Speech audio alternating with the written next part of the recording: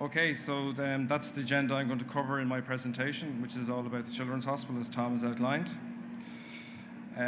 So what is the project? So we submitted an integrated project to On Board Penola in August of last year, and we got successful planning in about 2 months ago.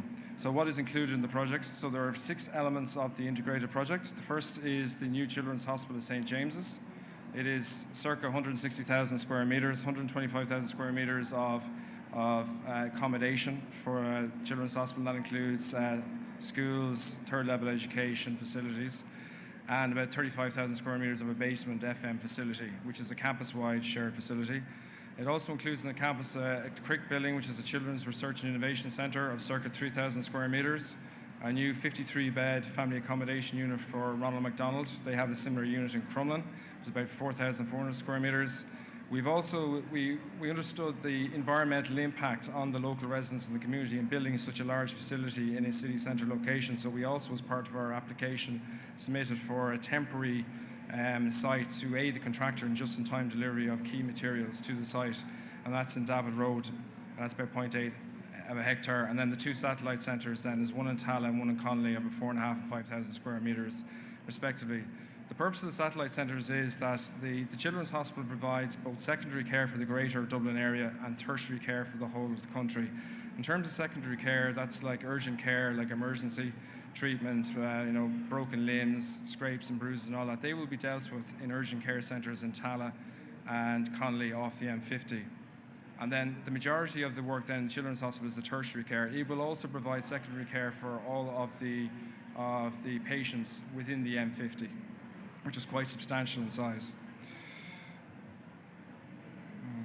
Okay, so just a couple of pictures. On the left-hand, top left, is the new satellite centre in Connolly, which is a 3-storey building. It's a predominantly 3-storey campus. The bottom left is the satellite centre in Tala. The middle one is the family accommodation unit on the James's campus. I think I'm just going to bring all these in. Then the top right then is the new Children's Hospital on the campus of St. James's. And then the bottom right is the new CRIC facility, Children's Research and Innovation Centre. And you can see how the map of the services covers the whole of the greater Dublin area. Slide. Okay, so the development board was created by statutory instrument in 2013. When I say it was created, it was modified in 2013. It was originally created in 2006. And the purpose of the development board is to design, build, equip the new Children's Hospital. So at the outset in early 2014, when the project executive was taken on board by the development board, we looked at what are the project challenges, and these were the ones. Tom mentioned the scale and complexity of the project. It's an enormous project. And back in 2014, the industry was not in good shape, so we really considered that that was a big challenge. There's an awful lot of key stakeholders. We take our direction from the Department of Health. Our funders are the HSE. We have 3 host campuses. We have community groups. We have local residents. We have the end users, the staff. So there's huge governance in terms of approval and also in stakeholder engagement. And managing expectations is really important, because if I was sitting in the existing 3 hospitals, they're fantastic staff. They've been keeping those facilities going for many, many years. They want the very best, and we want to give them the best, but that has to be managed to make sure that we deliver value for money for the state. We're very ambitious about changing and leading change management, and so that vision obviously is a challenge to bring that through. Planning was a big risk. Up to now, there was a failed planning at the matter, so we had to secure planning on the St. James's Hospital site, so that was a challenge. This is a highly political job. It's in the media. It's in the media again this morning, and it's in the media nearly every week, and that has to be carefully managed, and we have our own communication team working on that, helping us.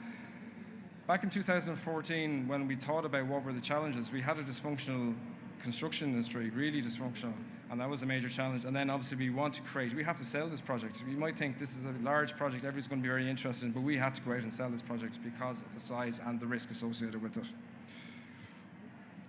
I won't go dwell on this. So why I brought this slide in 2014, we were procuring our design team, and the construction industry was in chaos. We had 75% contraction, lack of capacity. How are we going to get good designers and good contractors to build our facility? There was below-cost bidding, all this perceived poor design, unbalanced conditions of engagement, unbalanced public work contracts, many contractual disputes, adversarial, poor collaboration, A lot of legacy projects and debts for firms, low morale, and probably a lack of ownership in the governments, the way they had stopped investment in key infrastructure, which we know now the impact of that. So, and I'll come back to that a bit later. So in terms of our own team, obviously we have a development board. The development board are made up of very senior peer people within the industry, chaired by Tom Costello. So there are people with very strong legal, architectural, urban planning, engineering, construction, procurement skills, also clinical and financial. And then we have our executive team as well that work closely with them. I'm part of the executive team. Our team is, we believe, is very technically strong, has a real strong track record of delivering major infrastructure projects through design or construction or through legal. We believe in real high quality and bringing good value. We're determined to bring about change. We're ambitious, we're driven, we're strategic, we're very cohesive, and we have very high expectations about this project. So our vision, to hand over one of the finest children's hospitals in the world and be an international benchmark. We have looked at all the leading children's hospitals in the world, and we feel the design we have at the moment is absolutely unique, and we can deliver the outstanding children's hospital in the world. This, we feel, is a once-in-a-lifetime legacy project, both for in terms of the staff and the children, but also for the wider community, which I'll come back to. We think it'll act as a catalyst for local generation for the Dublin 8 area, and we've been working very closely with local groups on that. We were very ambitious in terms of our programme. We wanted to get this job into planning in a year, and we did. We want to get through planning, and we wanted to get on site as soon as possible. We also looked at simplifying the implementation process. So we worked very closely with the HSE and Department of Health in terms of the approval structure and with the Children's Hospital Group, which are our end user, to simplify the process and actually move the project forward in the right way. We all thought about in early 2014, what was being the best projects that we had experienced in our life. And there was three key elements. It was the right client team, it was the right design team, and the right construction team. Without that, if you lose one of those, you do not get a quality product. So we had to ensure that we delivered that. We wanted to change the procurement process, collaboration again. We want to change the behaviours in the industry. We want to ensure sustainability, bring innovation, latest technology, and we wanted a benchmark. In terms of design team procurement, we emphasised quality. We gave a very, very clear brief to our design team so they knew exactly what they were going to deliver for us. We modified the procurement system to ensure that we got the right design team on the right fee and the right clarity of services. And inclusion, I think we have that. We have two design teams, one on the Satellite Centres project and one on the main, and we feel that we have a very strong design team. So the first ingredient was in place. In terms of construction procurement, was at the time we procured the design team, we had to set out what is going to be the procurement process for the project in terms of construction and works. And we felt the existing public work contract just simply wouldn't work. So with the very early in 2014, we sat down with the HSE and we sat down with the GCC committee, and they were very good in terms of working with us and looking at how we would modify a public work contract and make it a bespoke contract, especially for this project because of the size it is. So first of all, we decided it was going to be employer design. And then in terms of the contract itself, the bill of quantities will have primacy. All our specialists are procured directly by the employer and then brought in as a subcontractor under the main contractor. We're going with a two-stage tender process for the Children's Hospital project, which we'll come back to in the next slide, with a mechanism then for a guaranteed maximum price of 2.5% on top for both main contractor and specialist back to back. We looked at ways of making the tender cost effective. There's been a huge amount of cost for contractors in tendering large projects. We want to take that cost away to develop interest in the project. We're aware of the existing construction inflation at the moment. So in order to eliminate that risk or reduce that risk for contractors, we've said normally a PwC contract after 30 months, like this project is going to take 4 years. So beyond the 30-month threshold in the public work contract, any inflation over 4% will be recoverable by the main contractor and the specialist. So that's how we've dealt with that. We've capped main contractor liability. We've gone for a 10% bond that is also capped, and there will be a constable bond from the specialist to the main contractor. We've looked at LEDs, we've stepped them, so they start off quite low and then they step up. We have owner control insurances will be in place. And in terms of disputes, hopefully we won't get disputes, but if we do, we have a dispute board, we have conciliation, and we're court rather than arbitration. In terms of the two-stage process, why we picked it was we wanted to test the market early, and we wanted flexibility to adapt the budget. We also wanted early contractor engagement. Like, the contractors know how to build these large projects. Okay, and we wanted that engagement. And then, so where we are at the moment, we're at develop design. Over the next year, whilst we're tendering the project, we are going to work with the contractor, with the design team, with ourselves and the end users to work on the final detailed design of the project, taking into account prefabrication, phasing, innovation, value engineering. And then that will then all be fed into a GMP at the end of the project. So phase A bill of quantities is based on full design, which is about 10% of the project, and the remaining 90% is based on developed design. When I say developed design, there are very, very detailed bill of quantities for that developed design. Every element, every rate is covered. We have very, very detailed developed design drawings that are going out to the market. Those rates will be used then to adjust the phase B bill, the other 90%, between appointment of the contractor and the GMP stage. And as I said, we will then arrive at an adjusted contract sum. 2.5% will be applied to that, and then there'll be a 50% sharing mechanism with the main contractor and specialists on that sum. During the GMP process, we want to obviously get the input of the contractor, but we also want to sign off on mock-ups, products, workmanship, all agreed prior to GMP. We feel this is the best way of maintaining the critical path and delivering the project as soon as possible for the state. And we've also, which I'll come back on, community benefit is really, really important. And we've inserted social clauses into the contract to cover that in terms of apprenticeships. We've worked closely with CIF and other people and Department of Enterprise and Trade in terms of getting opportunities for unemployed people and also apprenticeships. Innovation added value. This will be the first BREEAM Excellent hospital in the country. The other one is the new maternity hospital at St. James or St. Vincent's University Hospital, will also be BREEAM Excellent. We've set a very, very high level of BIM requirements in the hospital. So we want, at the completion of the job, we want the contractor to hand over an enabled BIM model that can feed into a computer-aided FM tool. This will be the first digital hospital in the country, HIMSS Level 6. It will be the first hospital in the country to have electronic healthcare records. So we are the pilot project in that, which is another rollout of a huge program through the HSE. We want to see how we can leverage digital integration between the healthcare systems and the billing systems. We're looking at a different way of funding the equipment. We're going to use a managed equipment service in that at the moment, as equipment funding is generally looked towards capital, so you go out and then there's refreshes every year, but these refreshes generally don't happen. So we want to work in partnership with industry to see what is the best model in terms of getting the best type of equipment in the hospital and constant refreshes and do over a 15-year contract. So we're looking at that, which will be a first for the state as well. And we're looking at innovation like recycling of clinical waste, boreholes for water, and we have future-proofed the site for future flexibility. And again, whole life cost is a very important design element for the project. Stakeholder engagement is incredibly important. Actually, it's the pinnacle of every large project. And there are many, many stakeholders, and we work very, very closely with them. There has been thousands and thousands of hours of engagement to align our project vision and to build a strong relationship. I just picked out a particular, like obviously families, parent advocacy groups are really important. So we've dedicated forums with them to embed key requirements. The actual staff in the existing hospitals and also those that host campuses at Tala, Connolly and St. James are also very important, like communication, that they know what's going on. And they understand the benefits of actually putting this hospital on the St. James site or the satellite centres in Tala and Connolly. So there's been ongoing presentations, newsletters, leaflet drops, and also then residents and neighbours, really important. They're going to be impacted by the development. And then community and business groups in terms of regeneration. Our programme, I mentioned that we started around early 2014. We started design in August 2014 for the NCH and December 2014 for satellite centres. We got planning 2 months ago. We are now about to, we have tendered some projects and we're about to tender the main contract now. We're hoping that the satellite centres will be operational by the middle of 2018 and the children's hospital will be finished at the end of 2020.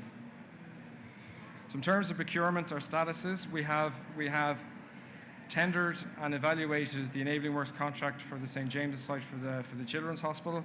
We're hoping to appoint in July. The main contractor will be tendered very shortly in the next week or two. Satellite centres, we have shortlisting is nearly finalised, and we're hoping to tender those two. Those two satellite centre projects are going as a combination, so they are as one single procurement for both satellite centres, and we're hoping to tender that in July. And the family accommodation unit and the CRIC building are under separate funding streams, so they have not progressed at this stage, but they will so in the future. Okay, I mentioned regeneration. We feel this is going to be a catalyst for regeneration in the area. So we have worked very closely with Dublin City Council and we produced as part of the planning application an urban initiative regeneration study of what areas around Dublin 8 could be regenerated as part of the whole hospital development. We think there's large areas of the Diageo site, there are other areas, derelict sites around the area. We think there's a real opportunity here where you have tri-location of the new children's hospital, the adult hospital and the future maternity hospital campus. That's cradle to grave healthcare on one campus. So in terms of the industry, in terms of equipment suppliers, in terms of ICT suppliers, medical devices, there's huge opportunity for them in terms of investing in the campus on clinical trials and then maybe locating adjacent to the campus. So working with Dublin City Council, a lot of the areas of regeneration that we've set out in our study has now found its way into the draft development plan. And just good examples of that where hospital-led generation has made a huge difference is the Manchester corridor, where the local authority worked in partnership with the new children's hospital that was completed about 2 or 3 years ago, and the universities and local businesses. And they have created over a decade 55,000 new jobs based in medical innovation. So we want to, and also the Mayo Clinic and Cleveland Clinic are a good example. So we want to set out and try and achieve that as well. Community benefit is really important, and it does start with the construction. So again, so we have formed a partnership now. There's a community benefit group, which is based in the Children's Hospital Group, where the end user Children's Hospital, St James's Hospital. There's the local area committee of Dublin City Council. There's local businesses. There's local residents, and we're working to see over the next 10 years how can this job leave a legacy in this area. And that starts with the construction in terms of many construction jobs, but it's also future careers in the hospitals themselves, going into schools. There is a big shortage of nurses, doctors and support staff in hospitals at the moment. So how do we go into schools, get our clinicians to make presentations, and actually hopefully they will go into and take careers in the hospitals. And that goes the same for construction as well. I mentioned the social clauses, apprentices, people leaving school, going into apprentices and going into the construction industry. And then there's a huge spend out of the Children's Hospital, St James's campus, in terms of local business, and getting SMEs, getting opportunities for SMEs is really important. So we feel by setting this up and getting this commenced, this will be of huge benefit to the local area. So that ends my presentation. I just want to finish with a video, which is a fly-through of the new Children's Hospital at St James's. And I'll just add a few verbally to it when it gets going.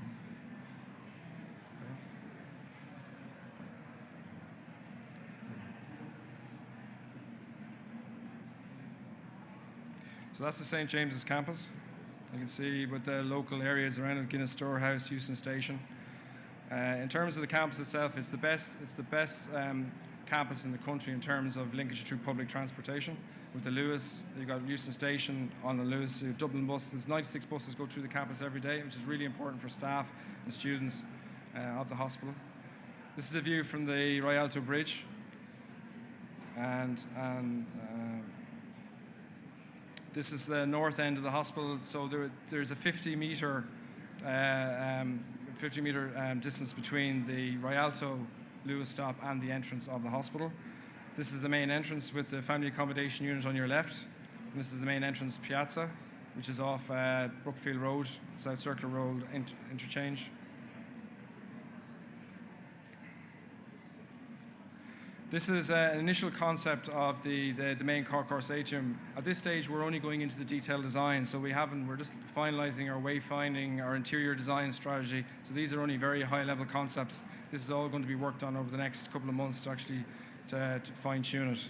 But the geometric shapes, the garden at the roof level, the concourse size, and all that is all being determined at this stage. So that's the view down the lower end concourse. That's the lower concourse at the south end of the hospital, with panoramic lifts going up.